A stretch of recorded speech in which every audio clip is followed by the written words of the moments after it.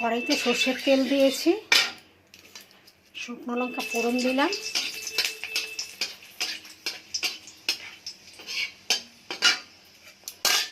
দিয়ে দিচ্ছি,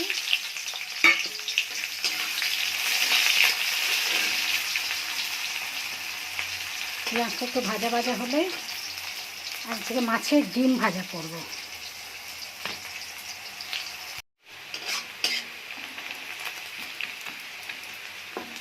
পেঁয়াজটা লাল লাল ভাজা হয়ে গেছে, এবার ডিমটা তুলে দেবো।